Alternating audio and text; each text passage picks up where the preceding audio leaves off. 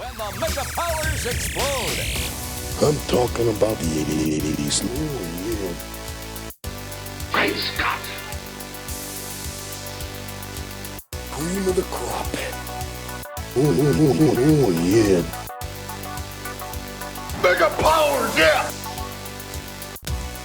When this baby hits 88 miles per hour, you're gonna see some serious shit.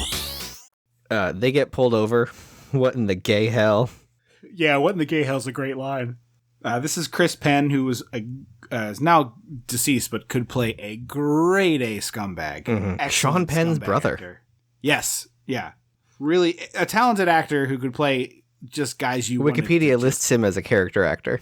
He is a character actor. You played guys that you wanted to see hit by a bus. That is mostly what Chris Penn would do.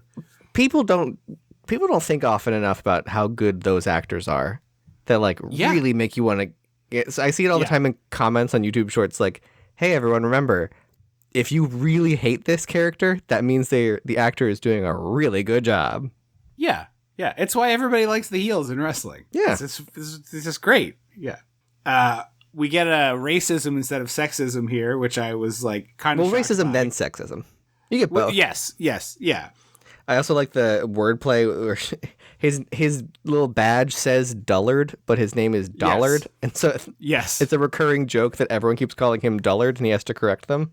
Yeah, he's like, it's a misprint. I'm like, well, why are you wearing it? Also, then? It's imprinted on there. Just take a little look, a ding ding ding. Yeah, ding, ding, ding. Yeah. You could take a nail and a hammer and fix that a little. Yeah. There's like a whole gross sequence where he's trying to sexually assault Patrick Swayze and then ends up reaching up the skirt and Swayze dropping the voice he's been using as Vita and going, get your hand on my dick, and then punching him. But he doesn't even punch him. He just shoves him and they all think he's dead. And it's like, okay, can we at least get a hit, a punch, a kick, a something? Yeah. Yeah. Or like he hit his head on a rock and he's bleeding a little bit. Allegedly, Patrick Swayze put a corn cob in his underwear. So that there would be a shock to it. Yeah, that's pretty funny. Yeah. I'm imagining Swayze at Crafty, really aggressively eating all the. I'm picturing him. No, I don't think he's eating it first. I think he just breaks one in half and then just is like. Oh, you think all of it? I was expecting no corn niblets left on. No, because I think if you do that, you're gonna get very uncomfortable very fast with whatever's left over. Yeah. Well, I assumed it was like 2 pairs of underwear stitch, not right up against him. I mean, no, you're probably wearing, but that's the thing. You're probably wearing 4 pairs of underwear as a drag queen. Yeah. A lot of underwear, tights, something to tuck everything in. There's a lot going on. So they, as geniuses they are, run away from this scene as they should. Although they leave behind a shoe. Yeah, very Cinderella. But for once, it's like, yeah, no, this makes sense. It's not a gaggle of white kids in California who would get a slap on the wrist. In the words of Whoopi Goldberg, you in danger, girls. Yeah, you in danger. Stockard Channing.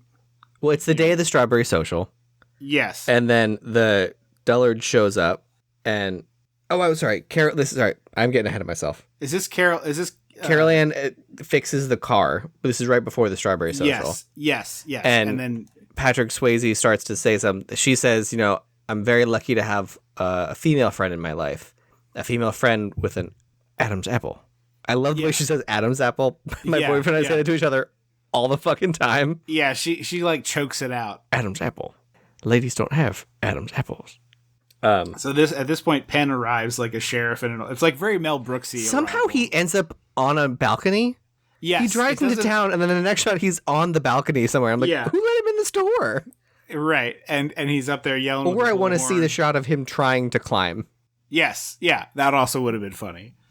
So it's like an Old West shootout situation where he's up there like, bring him out. He has a shotgun and the shoe, and frankly, I wish he didn't have the shotgun. I think.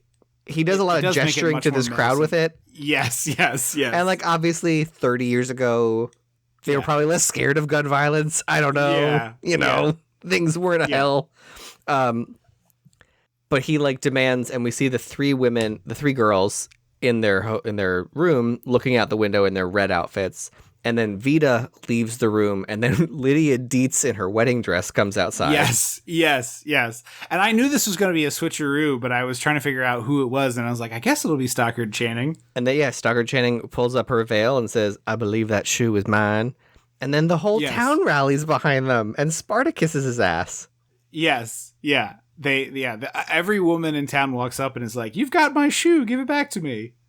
Virgil also and men. Here. All the men say it too. Oh yeah, all the men do it too. Yeah, there's also a great one-off later where this farmer is like walking to town with his dog. I love this joke. Chris Penn is like yelling at him, yelling about the homos in his town or whatever the hell he's saying. And the founding fathers, when they said liberty and justice for all, they didn't mean them. Yeah, and the guy's like, I don't know. They had some pretty fabulous wigs. And he kind of shrugs and keeps walking towards town. And I was just like, I love it so much. Yeah. And May will be the month of imaginary friends. So we've got a couple of imaginary friend movies coming to the main feed. First up will be Little Monsters with Howie Mandel. And the Savage Brothers. Both are in the movie, which I did not remember. So... stay tuned to the main feed for that. Thank you so very much for supporting the show on Patreon. We could not be here without you, and we are so appreciative of it. Thank you again for listening, and most importantly, for your support. I've been Trip Lano. I will always be Andrew Lano. Until next time. To our Patreon supporters, thanks for everything. Dissecting the 80s.